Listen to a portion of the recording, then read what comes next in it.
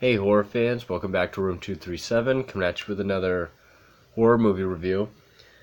Now, I only have a few slasher films left, for my slasher marathon and my playlist. I don't really think this counts. It's similar, it is a body count film. Feel free to let me know in the comments if you'd call it a slasher or not. But it's definitely one of my favorite movies ever. It's so much fucking fun. Basket Case. I love Basket Case. I first saw this years ago because I had heard of it. I knew it was like a big cult horror film from the 80s. When I first saw it, I didn't care for it too much. I loved the gore effects, which are still fantastic. Just great gore effects, great kills. But I've seen it a few times since then, and it's grown on me exponentially. I fucking love this movie. It's so much fun. Crazy. I don't really like this cover, though. I'd much rather have the original cover.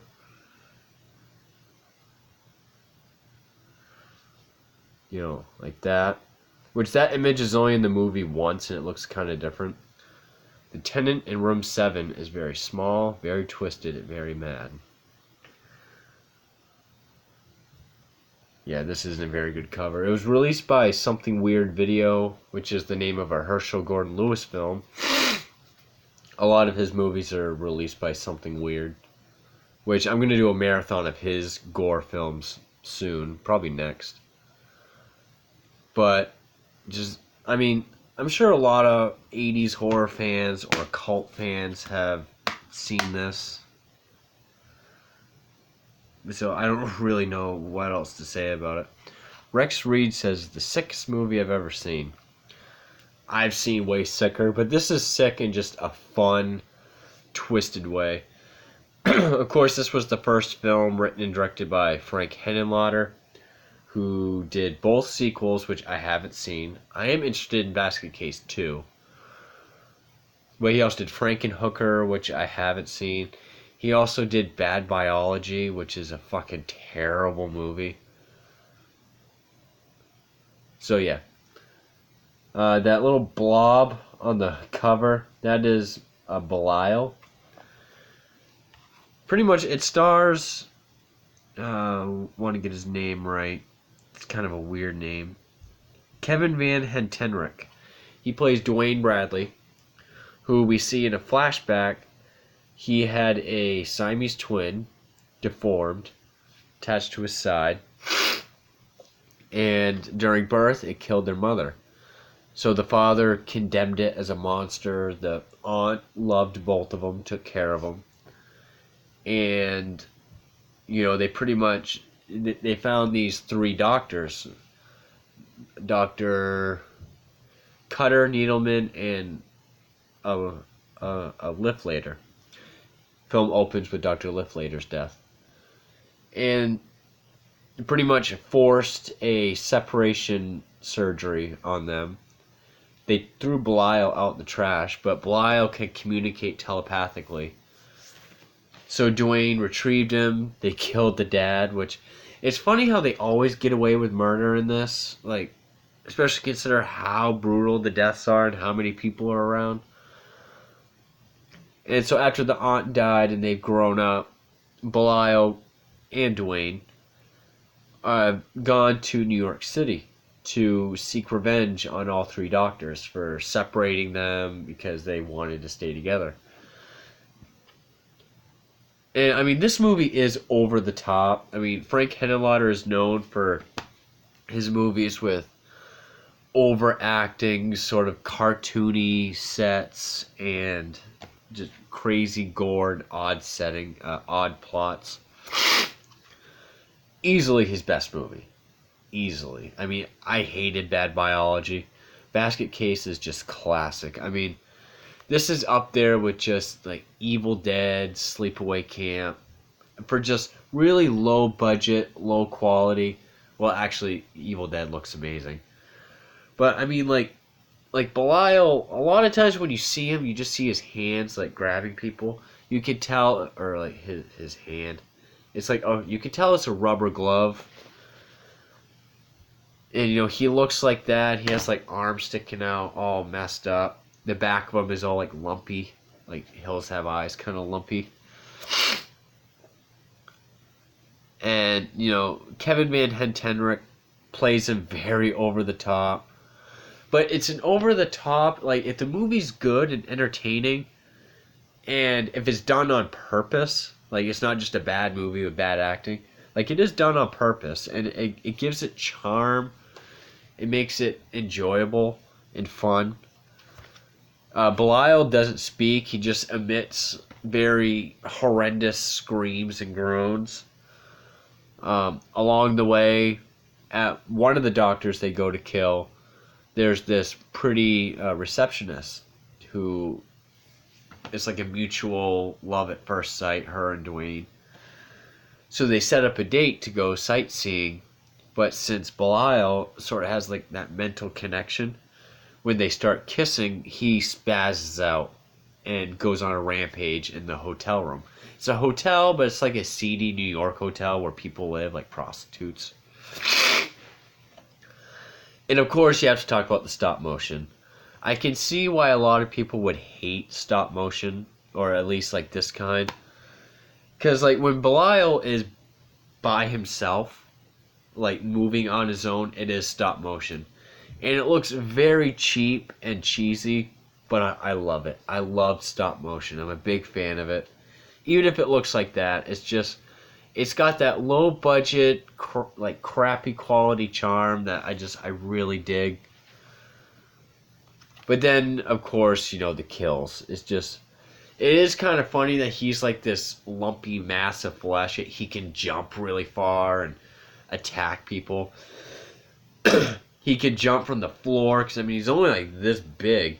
But he can jump from like the floor to the top of the dresser to get back in the basket. Like there's this one neighbor, Donovan. He's really nosy, always in people's business.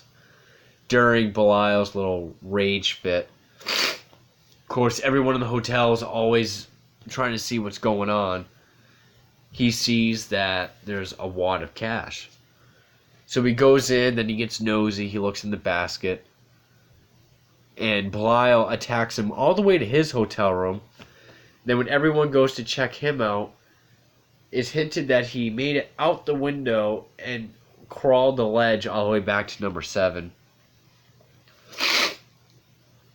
And then when the female doctor, Cutter, who's now a vet, gets killed, it's funny because Belial like forces her head into this drawer, but when her head comes up, she's got scalpels all in her face, and she does this like scream to the camera, which I think is an iconic shot, I would call it. I really like the scene where the receptionist, I think her name's Susan, Duane tries to keep her away so that Belial won't get pissed and attack her. But she comes over and they start, this after she finds out the doctor she works for has been killed. So they start laying on the bed, kissing, getting very passionate, and Belial pops out of his basket screaming. So she's yelling at Duane to get off of her, but I like how Van Hentenryk does this. He's like on top of her looking back. He's looking at Belial screaming. It's just like this gradual, like, you can't let me have this. You have to ruin everything for me. One thing I always forget about is after she flees, well, she tries to come back in the room, but Duane won't let her. We know when Belial's pissed because his eyes will glow red. And he's kind of this crappy quality, like he looks up. But again, I think it looks awesome. He somehow knows where she lives. I guess because Duane's been there. Jumps out the window, makes it to her apartment, which Duane has this dream, because he's asleep, of him running naked down the street, which I guess is supposed to show, I guess that's what Belial sees himself as, or that's how he can tell what Belial's doing. She's sleeping naked, and Belial tries to have sex with her. But I guess he's unable to. He tries to rape her. And so he strangles her. It's a POV shot of him strangling her. But when Duane comes to, like, get him, he's on top of her. Of course, it's just, like, a lump with arms. He's just, like, going like this, and there's, like, blood everywhere. It's horrific. I do like the symbolism by the end of the film. You know, they have a fight, they fall out a window, and when they land face down with Belial against his right, Duane's right side, how they were. Kind of has like a end credits like American Werewolf in London, you know, with him dead in the street. It zooms out with the credits. Spoiler alert. Because originally they intended not to have a sequel, but Henenlotter, Van Hentenryk all returned to do the sequel. I do want to see the sequel at some point. 3, The Progeny, when I guess there's like a bunch of little Belials. I mean, I'll see it. But again, this movie is just so fun. Any other thing, yeah, the overacting. I've always liked poor quality. I mean, at least it's practical. Even if it's a rubber glove or stop motion, it's still a physical, practical effect. It's not CGI. I respect it way more for that. But also, you know, it's just like stop motion. I just love the look of it. I just think it's awesome. It's got great charm and appeal to me, at least. And it's just really funny how you see him on top of the dresser. Then when he goes like this, and when he lands on the floor, it's all like stop motion. The gore effects, like he's always clawing people up. Like, when he kills someone, he like rips into their stomach, and blood is like flying up all over his face. It's like, it's gorier than most slasher films, even for 1982. It's just a fun movie. I love it so much. I can't recommend it enough or praise it. I mean, yeah, it's not like Friday the 13th or Chainsaw Massacre, especially for the gore. You know, it's not like that where they're taking it seriously and they're really trying to make something. This is just, okay, let's take the conventions, play with it, and just have fun. And that's what you get. A fun cult film. Great horror movie. Just, I can't praise it enough. It's just fun. That's the best way to describe it. Is Basket Case, which is also a great title because he's always in his big wicker basket. And people are always asking him, what's in the basket? Like, what's in the basket is like the what smells like shoe polish on Clerks, or you've got red on you from Shaun of the Dead. People just keep asking him that, and it keeps coming up with excuses. Like when he's drunk with the prostitute that lives down the hall from him. Just finally he's drunk and she's like, what's in the basket? And he's like, my brother. And that's when he tells the story and he passes out and we get the flashback. Especially, like, when he retrieves Belial and they kill the dad, he hears noises coming from the basement. And it's like this big thing they rigged with a giant radio saw that comes down and cuts him in half. And then the aunt is like, all the police are gone. They couldn't find any evidence of who killed him or how he got killed. So it's a very plot convenient movie. You know, especially since when Cutter gets killed, she has a waiting room full of people. And he's just able to leave. They never suspect the last guy. Of course, he gives a fake name.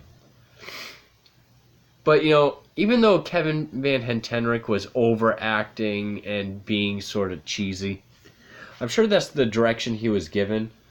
But he was also just a likable guy. He was like an everyman. Yeah, he keeps to himself. Really cares for Belial, but you really feel for him when Belial just won't let him have a life for his own. And even though Belial is like hideous, like even more... At least E.T. was also kind of cute, but also ugly as shit. Belial's ugly as fuck. But you still feel bad for him. You know, like when he goes on his date with the receptionist, he buys Belial a TV so he can be entertained. But when he goes to crank the channels, he just breaks the knob off because he's too strong. And I know I haven't been going in depth with the plot, but I mean, it really just is, you know, they're going after the doctors that separated them, and Duane's kind of trying to have a life of his own, you know, with this girl, and Belial just keeps having fits of rage, and it's the friggin' madhouse of a hotel. Every time they're screaming or something loud, every single neighbor has to go up to the door. I love the clerk at the hotel. You know, he's sort of like this Danny DeVito if he was taller. Just always screaming, always frustrated, pushing people out of the way. Like the first time it happens, they're walking away, and one guy's like, what happens if it happens again? And he's just like, I don't know. I don't even run this place. Why do they tell me anything? Why am I even here? As he's like walking off, just frustrated. But yeah, the effects on Belial aren't the best. I think it's even on purpose that they don't look great. I think it looks awesome. The look of Belial, the stop motion especially, the gore effects are splendid. The gore and the blood, it's bloody as hell, bloodier than most slasher films. Especially when Dr. Needleman gets killed, and like I said, he's getting his stomach ripped open and blood's just flying all over him. It's just a killer fun movie. I love it. I recommend it to any horror fan. Especially, you know, if you really like today's CGI, go give this a try. Yeah, you might think it's crappy, but tell me what's more fun. Because this is one hell of a fucking fun movie. I'm just going to keep repeating myself. Basket Case, love it to death. Like, I didn't like it first time I saw it. I thought it was cheesy. I like the gore effects. Seen it a few times since, and I love it more every time I see it. Great movie. So much fun. Basket Case is awesome. For Room 237, thank you for watching.